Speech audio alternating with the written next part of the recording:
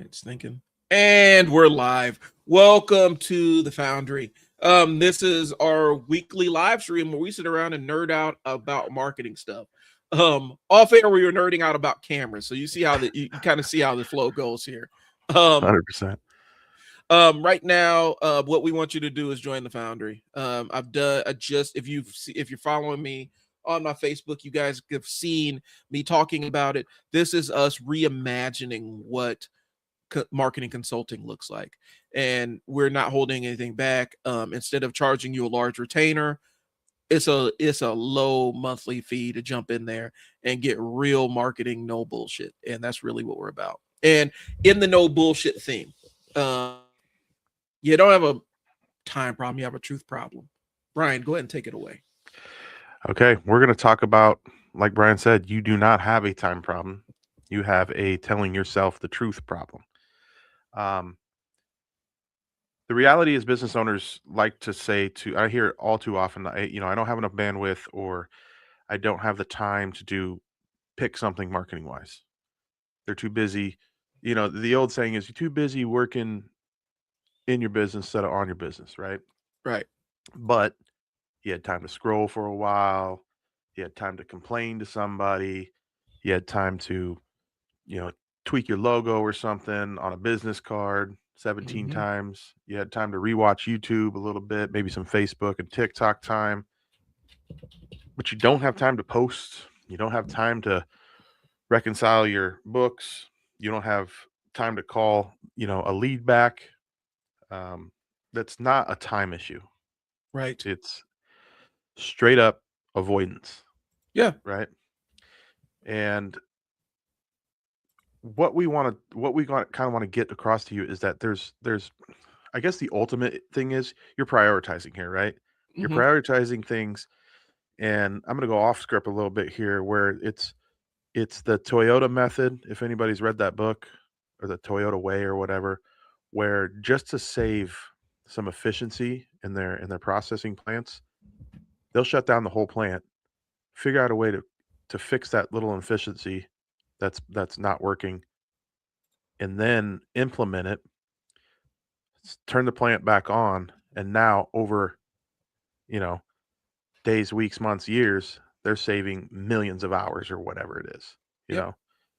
So you have to start thinking that way, where it's like, I need to stop for a second, do what I need to get done, and get it done, right?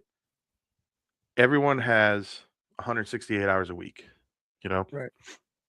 The difference between an owner growing, an owner surviving, and an owner drowning is not time. It's really where their attention goes and where they prioritize. You Yeah. know, I don't have time to post translates to I'm afraid of looking stupid. Brian can talk to you a lot about that, because he deals with like people getting on camera and stuff like that. Yeah. And if people are really afraid of looking stupid, I don't have time to organize my books is translates to I don't want to see real numbers. I'm afraid of them. I'm afraid of, that's why people don't weigh themselves sometimes, right? Yeah. And I don't have time to build systems and build efficiencies in, and that translates to I'm addicted to chaos because it makes me feel important. That's that whole Seinfeld George Costanza. I'm busy, busy, busy, busy, but you're not really busy. You make Yeah. yourself look busy, and that's kind of where we're at with it. And we're going to get into, and Brian's going to talk here now, where you get into like fixing that problem and adjusting your mindset a little bit. Go ahead. And so one of the things is, and this is something else you mentioned, you get addicted to the learning aspect because learning is fun. Learning things is awesome. By the way, QR code up in the top if you're interested. That is for the Foundry, so you can join our community and be able to pick our brain. Sorry, I had to adjust my camera a little bit. But anyway, you get addicted to this concept of learning, and learning is fun. Like you get to learn new things, you get to use your imagination and stuff. The problem is you get cooked into this always sitting on first base and never trying to make the move to second base, because the gap between first base and second base is pretty scary, right? Mm-hmm. A lot of bad things can happen between first and second base, but at the end of the day, it's all a game. You get out and you get another at bat and you get to try over again. Okay. And I think what happens is a lot of times you get hung up in what you're comfortable with, as opposed to what you're uncomfortable with. And so the chaos feels comfortable. And that's, for me as ADHD thing, sometimes chaos feels comfortable. I used to, when I was working residential shelters and running programs with kids that had behavior issues, people used to tell me I was really calm when everything was turning upside down, Mm-hmm. because I was at ease. I could find the calm with that. But when I had to sit down and do paperwork, sit there and document this and write court reports and stuff, that's when it got stressful. And so some people are happy within that framework of the chaos, and they never take a step to emerge from it. Or they never lean into the things they don't know how to do. Okay. And that's what we're talking about. You have the time, it's what you're prioritizing. Are you prioritizing your comfort, or you're prioritizing your growth? Because you can't do both at the same time. You have to decide, I'm going to lean into an area that's uncomfortable for me. 100%. And I'm going to learn how to be comfortable in an uncomfortable place. And that's where the growth really happens. Some people never do that. They want to stay in their area of comfort. They want to stay in their zone of comfort and expect magical outcomes. They expect all these things to fall into place. And that is not how the world works. That's not, especially with business. It's uncomfortable to get a real sense of what your numbers are. Yeah. It's uncomfortable to turn on the camera and talk to strangers. It's very uncomfortable. I do it all the time. I do it multiple times a week. It's still not the most comfortable spot for me. But it's something that I've leaned into doing, so I've gotten more and more comfortable. But yeah, I think the learning trap is a big thing. Staying in your comfort zone is a big thing, and never expanding. You have time for all of this stuff. It's task avoidance. Okay. It is task avoidance. It's not doing the hard thing, because the hard thing requires you to think about it. I know I've gotten off of, but here, No, what's funny is you did all that without the notes. yeah, And it's literally almost verbatim what the notes say, because being busy is a narcotic, and yeah, that's what you're saying. You get addicted to that chaos, and you understand that, you know, you're addicted to putting out fires and reacting to employees and running errands and being needed, like you said, right? yeah, But when it comes to stuff like your books, like you said, or posting content, or getting on camera, reviewing your numbers, you're tracking your KPIs, stuff like that, that makes you feel like what you were alluding to. It makes you feel exposed, right? yeah, It's scary that, like you said, first to second base, it's it feels scary. And I guess we're coming in a little hot today. I get that, mm, because it's a frustrating thing to hear from people so many times that they don't have time. But there is some empathy here. We understand that it is mentally exposing and scary, in order to get past. Like, it's something to get past, and mhm. it can be done. It's understanding and prioritizing, um, you know, the right things, right? Right. I think that's a big thing. I think it's, sometimes it is when the chaos is swirling around you, leaning into your discomfort and taking that deep breath and saying, okay, what is the thing that's really the fire versus what is the matchstick? The fire will burn your building down. The matchstick will burn itself out. You'll Hmm. just have a little bit of smoke residue. And I think that's what happens to people. They get too caught up in thinking that every matchstick is a fire, Yeah. and the fire will consume everything while you're messing with the matchsticks. And I think people get too caught up into that. Specifically when it comes to delegating to employees, you're scared that if you hand it to this employee, they're going to fuck it up. They're going to screw it up. They're going to fuck it up so bad Yeah. that it's going to be broken and everything else. And you don't allow them the benefit of screwing something up royally and then going back and fixing it. That But is a even learning. that, do you think that that's them justifying? That's them saying that to themselves. They're Yeah. worried that it's going to mess it up, when the reality is that, like, I'm going to go off some of the notes here. We'll get kind of surgical here, but, Mhm. like, them saying I don't have time to post, for example, is, them actually saying to themselves, I'm okay with staying invisible. That's Yeah. comfortable to me. I'm okay with being dependent on referrals only. Yeah. I'm okay with unpredictable revenue. Like it's these mental blocks that they justify to themselves because they're scared, and it's okay to be scared, like I said, but like, do you want to grow? You want to make money or not? Like, Yeah. Well, I also think I'm adding something to this. This is a marketer telling you this. This is somebody who gets paid to do marketing for other people. I feel like sometimes business owners want to outsource because it's a cop out. Your marketing needs to contain you in it. You need to be writing some of your social media posts. Just hiring somebody to write and post all of them, specifically if they don't speak in your voice. If you haven't trained them to speak in the way that you would speak, or speak in the voice of the business that you have established, it's a cop out. And so you hire and outsource a lot of your marketing just because you don't want to do it and you don't want to have to be involved in it. I'm saying that your marketing as a business owner, it's imperative that it has your personality. It needs to be infused with you, because that's what's brought your clients to the door. yeah, It has to have you in it. You have to be present in your own marketing. Y'all hire somebody will go out and hire with a social media manager, bring them in, and you let the social media manager just run loose and post stuff, and you'll get plenty of likes and stuff like that, but no engagement. People right. aren't doing anything with it because they're not compelled to it, because it doesn't feel, there's a disconnect. There's a psychological disconnect from what they're writing and what the business is that they've encountered. And like I said, it feels like a cop out. 100%. I totally agree. And this may lose me customers or clients, but it's like you can be damn sure that if you're a client of mine, I will be involving you in everything, even a complete, done for you system that I build will strongly include a brain or a basis or a foundation of the owner of that business, because it has to. You have to have your mission, your vision, your whatever behind the message that you're pushing out. Yeah. It's not marketing is not what you see on, what was that big show with the ad Mad Men. company, Mad Men. Yeah.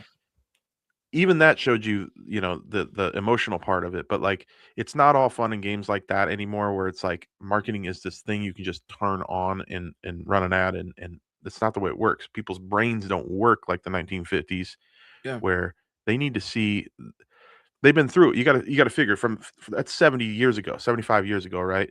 Yeah. And we've been through where our brains have I see an ad on TV and it doesn't even it's like this and that. I'm not engaged in this. Right. It just doesn't work like that anymore. It has to be authentically a piece of you has to be part of it. Mm-hmm. So getting away from it, I think what we're getting at here is you trying to like pop out, like Brian said, and offshoot it to somebody else. It doesn't work that way. And if somebody does that for you, you're wasting your money. You're better Yep. off just not doing anything at that point. And to me, I think that's an important piece, an important consideration.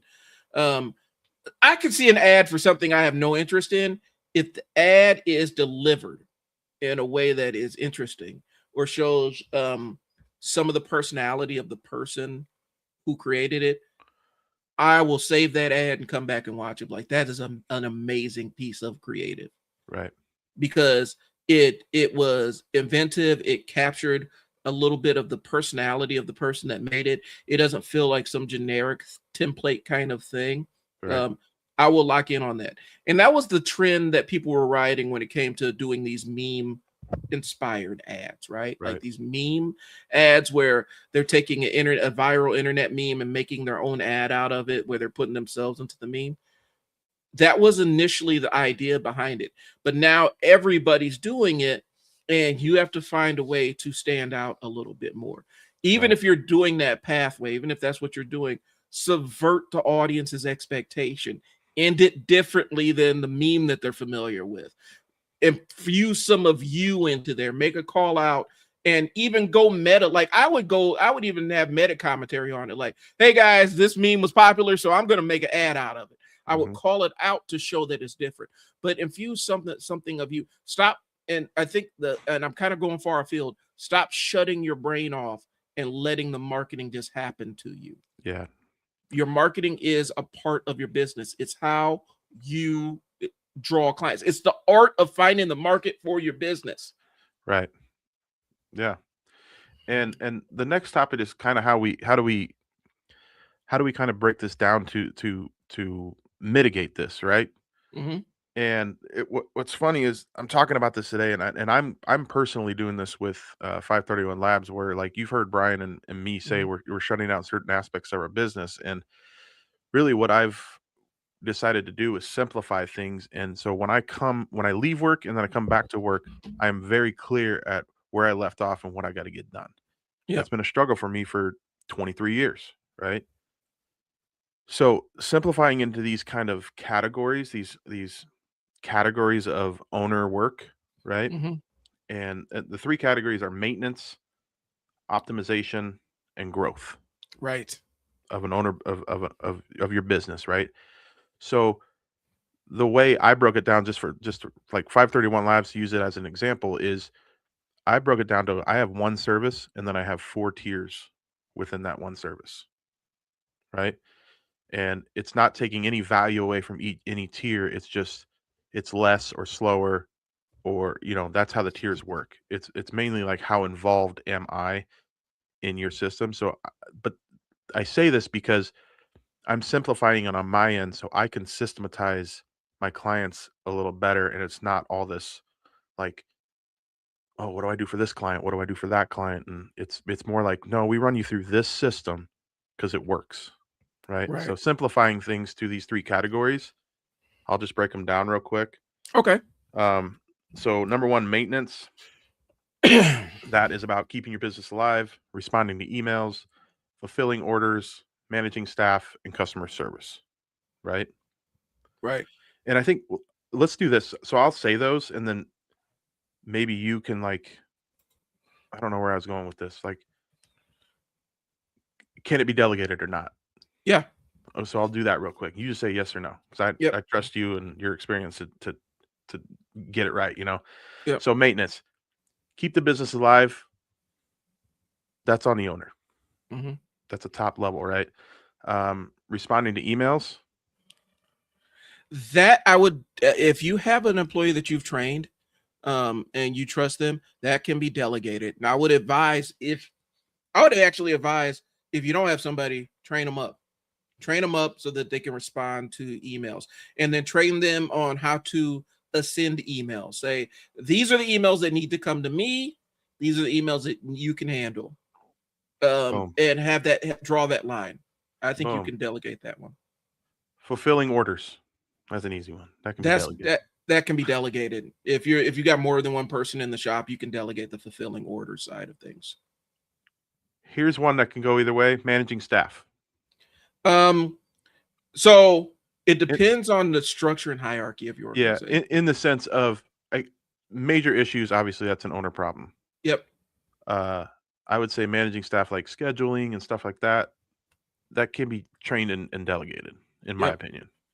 And I'll add something. When I had my staff, I would always train them 2 levels up.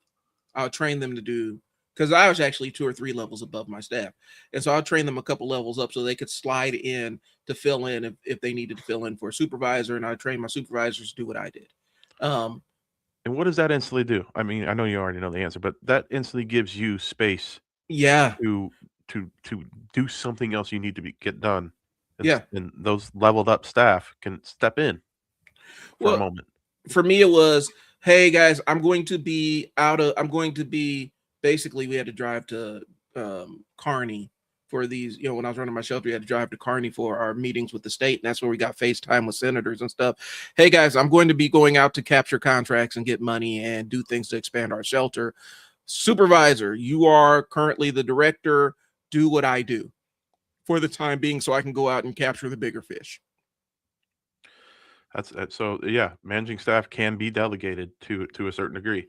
And then Mhm. the last one in business in the owner category for work is customer service. Have an ascension strategy. Yep. So there's some things that a customer service that you can delegate to staff, other things they need to ascend up to you if it's a big deal, because you could save yourself a ton of headache if you strategically put yourself into the chain. when something big comes down the pipeline, you can give, hey, we go ahead, guys, we need to refund that immediately. You can step in, but more times than not, you can delegate customer service as long as you have some kind of ascension path. So the way this works, that how I'm kind of structuring this and presenting it here is everything we just talked about is typically where owners live 24/7. Mm-hmm. They, Yeah. they, and that is why they can't get to these other two categories. So that was the intent here. It was to tell you that these things can all be delegated, to some degree, to give you the Mm-hmm. space to optimize and grow. So optimization is making the business run smoother, putting in efficiencies, SOPs, systems, and stuff like that. Yep. If you use any software for your business, so this goes from brick and mortar retail all the way up to e-com, right? Mm-hmm. Where I can tell you that I need to do software cleanup. I have so many different softwares and stuff that I use. I'm sure Brian does too. Yep. And there's software that people use. For example, I know a lot of retail locations use Square and Toast, right, for their point of sale. Yep. They're not even using those systems to their full advantage. I mean, some of those people have thousands of contacts in their POS system, and they don't even realize that they can market with that, right? Yeah. Financial organization, I'm terrible at it. My wife handles it for my company. But that's something that business owners need to focus on, and that can be delegated Mm-hmm. to a financial company that handles that kind of stuff, or someone you really trust, like my wife. Well, and I want to throw this in here because this goes into the optimization piece. If there's somebody that can optimize your business better than you can, pay them money and let them do it. If they're really good at it, here's the thing. A lot of business owners struggle with this. A lot of managers struggle with this, is hiring somebody that's smarter than you in a specific area, because they end up feeling threatened, like they're going to get replaced in their own business. Hire somebody that knows shit that you do not know. Yeah, because that is going to save you so much time. It's not a competition. They're not going to take over your business. If you're a supervisor or manager, they're not going to take your spot. You look smarter. Sometimes people don't want to move up to your seat. They're happy where they are. They just want to be able to work without the distraction and work without being micromanaged. Hire somebody that's smarter than you are in the areas that you need to grow. And that will 10x your business, 10x your ability to manage and be effective as a manager. So if you have an SOP person, if they're really good at that level of structural thinking, give it to them and let them design it. And then you ask them, what is the standard operating procedure for this? Okay, I like that. Or we tweak this? Now we run with it. But let them be that person. 100%. And stop trying to master it yourself. You have final say. You're the owner. Yeah. You have the final say. So let people do what they can do, and then you have that check at the end to be like, okay, yeah, let's tweak this, let's do this. Let them go. Yeah, I 100%. I got one more thing I'll throw in here, Brian, before we move on to the next one. So an example I'm using for myself, I'm opening my studio here. I'm going to be trying to aim for the first week of March to get my first couple of clients here. I know how to run cameras. I know all that other stuff. We nerded out about cameras before we got on the thing. Mm-hmm. There are going to be times where I actually hire a videographer. Just because I don't want, this is your expertise, this is your wheelhouse. I'm going to hire you and subcontract you to do some of this other stuff. Mm-hmm. Because you may have you may have some knowledge that I don't have, or I don't want to spend time thinking about this stuff. I just need the thing done. And so I'm going to hire a videographer to work in-house with me on projects that I don't want to have to touch all the time. Or an editor possibly too. Or hire an editor. Hire people that know how to do things that I know how to do, except they are a little bit more competent on it, or they have more of a passion or drive to do it. That's going to save me so much time, as opposed to trying to do this entire thing by myself. I've learned that lesson. I will not go back down that road. So case in point, right? Like that gives you the ability to grow the business. If you had to sit there, shoot everything, edit everything all the time, when are you going to grow the business? Right. You spend 90% of your time in-house trying to fulfill, right? Yeah. Yeah, 100%. I agree with you. So, all right. So that was my thing. Let's go on. I think we are on the growth, right? Yeah. Okay. So the third category of owner work is growth, and that's making the business bigger. Mm-hmm. And we do that with content, ads, strategic partnerships, outreach in the community, and developing more products or services that you can offer to clients or customers, right? Yep. So those are those kind of 5 things there. And if you want, you can jam on this a little bit Yep. because it's kind of where like your studio's coming into play for people. So the Mm-hmm. content and shooting ads and that kind of stuff, we know that is the way of marketing these days. Yep.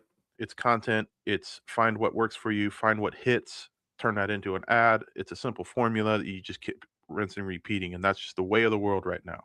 Right. Ryan and I are doing it right now. We're on a live stream. We're not paid to do live streams, Mm-mm. right? This is a form of marketing. It's a form of us. It's a way for us to, well, it's a little bit of therapy for me and Brian, Yeah. but it's also like we're launching the foundry, and that's what this has become, and it's a fluid process that changes, but we've landed on that, and that's kind of where we're doing the whole group consulting thing. And this is a way of doing that, and you'll start seeing more videos and stuff come out, like commercials and ads and stuff that we're going to be pushing.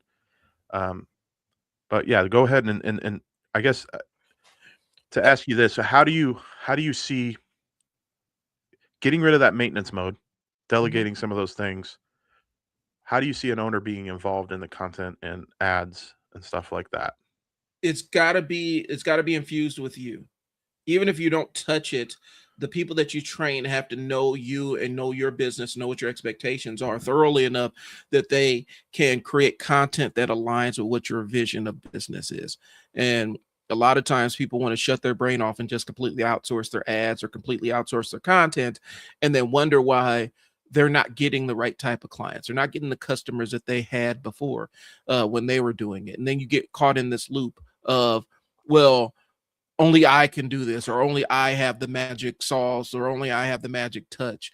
I liken it to a chef that never teaches anybody else how to do the recipe, where they're constantly being the one having to work in the kitchen without and not being able to leave the kitchen because they're the only ones that can do it, and they built a trap for themselves because they're too scared to show other people what their process is. Um, and I think that's what happens. I think specifically with the growth side of things, especially when it comes to content, when it comes to ads and things along those lines, yes, it has to have you in it. And sometimes you may have to take lead on some of this stuff. Some of the content may have to be you. Gary Vee is in his content. You never see anybody else represent Gary Vee's brands outside of him. Um, when the Hermosis, Alex and Layla Hermosi, they are typically in their own ads, but they have an entire team of people writing the stuff, shooting the stuff, editing the stuff, but they are the face of it. You don't have to be that layer, that level in depth, but you need to have you in your business. Yeah. I've seen too many business owners. This is a pet peeve of mine. I've seen too many business owners. They'll hire a marketing agency, and the marketing agency says you need to look professional. And what professional means to that marketing agency is the most fucking most sterile looking website and social media and branding and all this stuff looks super generic, super sterile. It looks like it was templated and stamped out, and it looks professional, it looks clean, but none of the business is represented It might as in well be their stock branding. footage. Yeah, it might as well be. And that is an owner not stepping in it, not feeling confident to challenge that marketing agency and says, yeah, this website looks beautiful. It doesn't represent my business at all. Mhm. It doesn't have any of our personalities in there. It's too clean, it's too polished, or it's not clean and polished enough. It looks kind of amateurish, and that's not what we're going for. It looks too fun. We're not a fun business, we're a serious business. Yeah. Like there's not enough personality of their own business infused in the website, but they outsource it to this marketing agency who has 5 other clients who are in the same industry, and all they're doing is giving you a variation of the same template that this bakery down the street used. They just changed a couple of colors and made it yours and changed the font. And so now this is now yours. Right. And it's the same thing. 100%. And I'll keep going here with like, that's the content and like ads type stuff.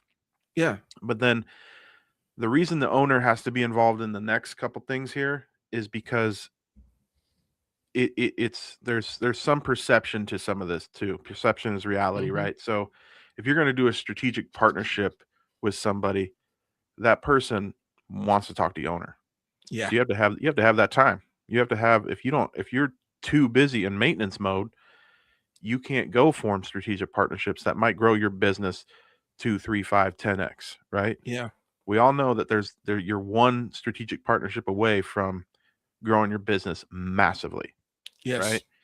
And same with the strategic outreach, which is like community stuff. Like, you have a business in your like a local brick and mortar type spot.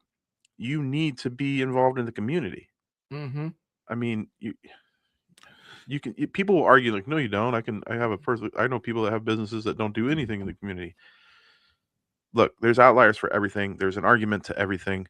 I would say, generally speaking, if you own a business and you want to be involved in the community, you're going to need to be a part of that process as an owner. Well, they found a brand ambassador who can represent their interests just as well as they can. But they're the ones that are successful put a lot of road work in teaching that brand ambassador, this is what our business is and this is what it is not. 100%. You have to be an evangelist for our business. You have to understand the entire Bible of our business and carry it forth. So you have to have a layer of understanding of business. The brand ambassador has a layer of understanding of the business that may exceed what the business owners is.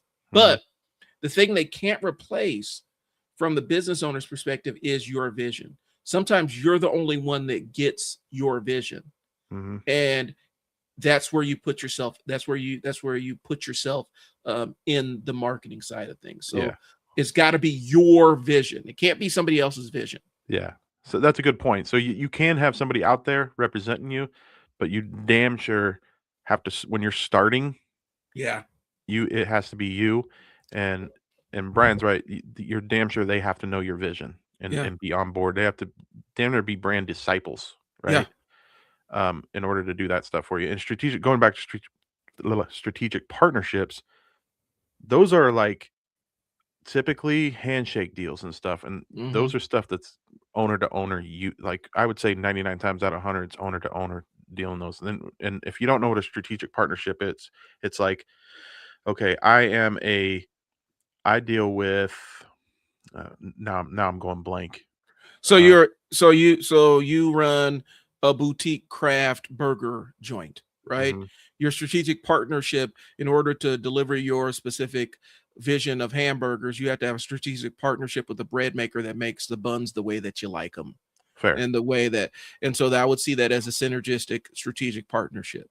Right. And they allow you to create your vision of what the food is supposed to taste like, and things like that, and how it's supposed to be presented. And so that's a strategic partnership. Perfect. That needs to happen at an owner level. And I can run with that because that's a deal you make with the bakery or whatever in this example. And you say, listen, I'm only gonna use you. I will tell people I'm only gonna use you. And you're gonna give me a deal on my burger buns. Yep. So you just lowered food costs. Yep. You got what you wanted in a quality product, and you've made this strategic deal to help your business. Yeah. Right. That's a good example of a strategic partnership. We ran into it. Do you remember? Was it Budsy Ladou's? Used to be the Cajun restaurant downtown. They had the thing we used to go down there for was their red beans and rice, because their andouille sausage was phenomenal. And we had to sit down and say, where do you get your andouille sausage from? And they had a very special partnership with a supplier that provided this they had a special seasoning mix that they used that made their andouille sausage really work and stand up against their red beans and rice. And we asked them, like, yeah, but you would have to be a vendor, because we have a very special partnership with them. And that was their only supplier of that specific food item. Right. That's a perfect example as well. And then the last thing is product development. Now, while an owner should involve, all employees and whatnot, Mm-hmm. they are ultimately the one with the vision of where do we go from here? What do we start Yeah. offering? Um, what makes sense? Yeah. And if you can't, again, going back, if you're stuck in that 90% maintenance mode, you're not going to find time to do these things. That's the whole point of this live stream, is that if you're stuck in maintenance mode, you can't do any of these things. Right. And what we're telling you, you also can't just outsource them completely. So It, that it's the, go ahead. it's the client, it's the patient on life support, right? Hmm. Like when they're in critical condition, they need ongoing support. You have to be on top of it all the time. But as they get better, as the business gets better and gets stronger, you can start stepping away. It's almost like what a parent does.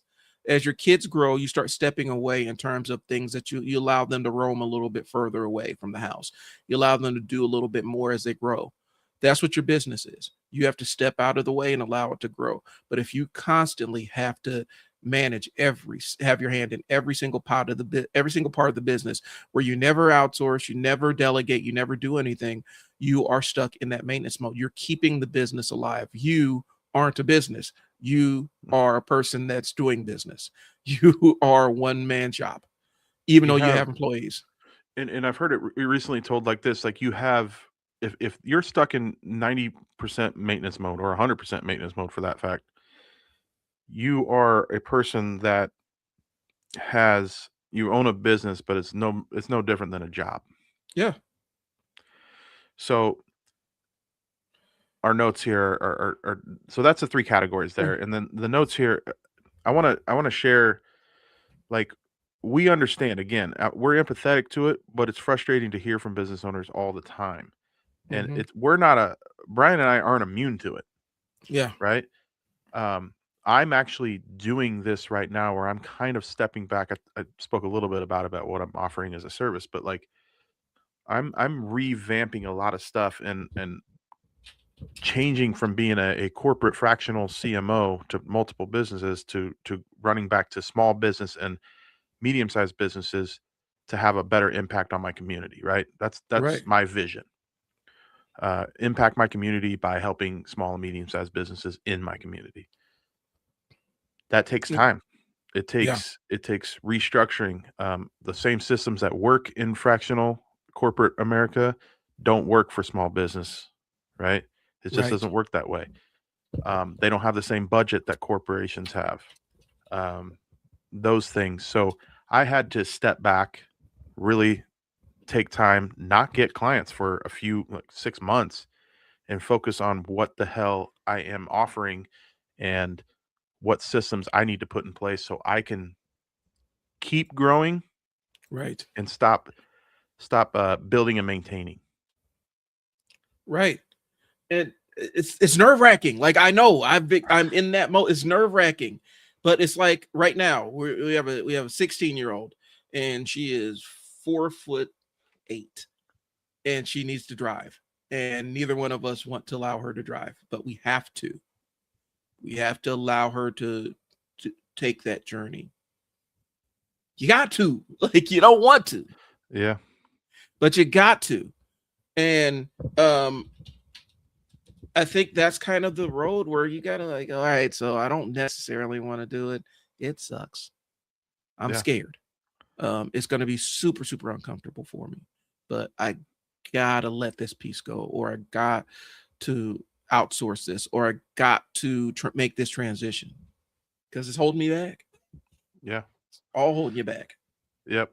I'm the same boat. I got a 15-year-old that's learning to drive, and I'm the same way. She's not 4'8", but she's only 5 foot, and Yeah, I'm terrified. I'm watching her drive, and she's as close to the steering wheel as I am to this microphone, you know. yeah. Um, We're but gonna have to get her booster. Like we're gonna have to get a booster seat and pedal extenders for her. But something. it's scary, but that's a thing that we have to endure. Um, Yeah. and that's part of what you have to do with your business. You're gonna have to stand on the ledge and decide, I am no longer the chief problem solver in my business. I'm not the person that has to solve every single problem. I have staff that I pay money to. I need to train them to do some of the things that I do. Hmm. And it's not going to make me useless. It's not going to invalidate my position or threaten my position, but it's the thing I need to do to grow. 100%. And to take this a little further, that's kind of it for that topic, Uh-huh. except for the fact like this is kind of the reason for this is one of the things that the Foundry offers, right? Right. And it's accountability and clarity, right? So the reason Brian and I kind of built the Foundry wasn't because people need more information necessarily. They need some sort of structure. This is kind of what consulting is, right? They need more structure. They need someone to look them in the eye and say, "This is the one thing that you need to do Mm-hmm. this week. Stop hiding from yourself." Yes. Right? Yeah. So inside the Foundry, you get things like weekly what do you call office hours? Sorry, for Office whatever hours, reason. weekly Yeah. coaching. That's what we're Yeah, doing right now. weekly clarity on what matters for you. We can go around in a round table and we can get your, it that's what it's built for. Simple execution assignments, real world marketing fixes, no jargon, no bullshit, no 90-day fantasy plans that you're not going to, just like a New Year's resolution, you're not going to stick to it, right? Yep. Practical, most times uncomfortable, revenue Right. moving ideas and work that you need to do. So I didn't plan this. I was meant to talk about that topic. And then it Mhm. started clicking in my brain where it's like, this is exactly what the Foundry will help people Yeah. with. That clarity and accountability is what we all need, not just we need it too, Yeah. you know? And I think that's the piece that's the piece that you get the most benefit out of, because it's a community of other business owners Hmm. who've experienced the same growing pains that you've experienced, and you can absolutely skip going through your growing pains if you use theirs as an example. And so you not only get access to us, but you get access to other real business owners doing real business. It's not just a bunch of internet marketers hyping each other up, or anything along those lines. That we are targeting real business owners. And I'll be honest with you, a lot of these communities out there are just a bunch of kids who are internet marketers. They've Hmm. never done business in any real way, shape, or form that doesn't involve internet marketing stuff. And that's not, there's nothing wrong with it. I'm not casting aspersions on that, or dispersions. Is it aspersions or I'm not downplaying it. I'm not throwing shade at them, but there's a difference between being a successful internet marketer and being a successful business owner with Right. multiple businesses under your belt. Um, and that's what we're offering. So you get a chance to be in a community with real business owners doing real business owner things and having real business owner conversations. Plus, you get access to 40 plus years of combined marketing experience. For $97 a month, guys, this is like the cost of one client. For some of y'all, it's not even, it's less than the cost of one sale. Yeah. For a lot of people. Yeah. Or you look at it this way where it's like you could hire on a social media manager, part-time Mhm. high schooler. It's going to be more than $97 a month. Yeah. You know what I mean? And what we're trying to do is it's not that you don't have time for these things, right? We've made that clear. You have the time. You can prioritize, you can delegate, you can do those things. Mhm. What you really don't have is a system of accountability that forces priority in your business, Right. right? And I think that's where this took a while for Brian and I to develop because it's tough out there. I get it. I'm a small business owner. He's a small business owner. We get the struggles and the time, but Mhm. you have to, you don't find time. You kind of declare it, Yeah. right? You say to yourself, "This is what I'm going to do." I've had a couple people. There's a couple people at our workshop, Brian. I don't know. I heard this on. They had conversations with me Mhm. out offline or whatever, and they said, I forced myself to come to this, and I'm so glad that I did. Yep. I learned so much in that 90 minutes than that I needed. Yeah. And what's funny is I've seen a couple people using it on Facebook. some of the That's stuff. what I want to see. That's what I want to see. And because that shows us 100%. That shows us that the time that we put in planning our workshop, we did an AI workshop on how to integrate AI with some of your marketing stuff and outsource some of these tasks where it's not low leverage AI use. This is stuff that actually moves the needle and saves business owners time. We did an entire presentation about it. We got another one planned. I think that's going to be the email marketing one, if I'm not mistaken. But this is the kind of stuff we want to create. What we're doing right now, this is going to be broken. This is probably going to go into be one of our trainings on how to delegate with your business and how to prioritize stuff with your business. This is the kind of stuff you're going to find in the Foundry. Yep. And this is the kind of content that we want to make. This is the kind of help that we want to give people. Instead of charging you, for me, the price will be like $3,500, $4,000 a month retainer for the level of access you're going to get in the Foundry. I'm going to charge you $97. That price ain't going to stay $97 forever. No. But to get you guys in the door so that you guys can get some of the benefit, that's what we're doing. And it feels like we're hard selling and it feels uncomfortable hard selling, but that's the level of value that we're putting in planning and stuff like that. Yeah. And again, I didn't plan on even like pitching the Foundry at the end. It just made sense that whole accountability and clarity part is what people really need right now. And and I just, in my brain, it's like that is exactly what we built. Yeah, because for that price point, you get so much knowledge and experience and stuff. And the idea is that you go put it to work. Right. So I guess, yeah, hit the QR code, hit the links, do the doobly-doo wherever they're at. Yep. Come join the Foundry. If you have questions, hit Brian or I up, direct message me. I don't care. I'm not offended by any of that. So wherever you're seeing it. Yeah. Walk up to me if you see me at locally, ask me about it. Yep. But I want to kind of throw these in at the end here. Okay, go for it. Just some rapid fire questions for people that watch this video to ask themselves, right? What are you avoiding right now? Answer that question for yourself. What task would change your business if you were able to make it a habit and do it weekly? And another one, if I audited your calendar right now, would it match your goals? Probably not, but that's a question to ask yourself. And the final one, if I audited your bank account, would it match your priorities? That one might hurt people. Yeah, that'll hurt my feelings too. Same. We're all in this together, and I guess that's another thing.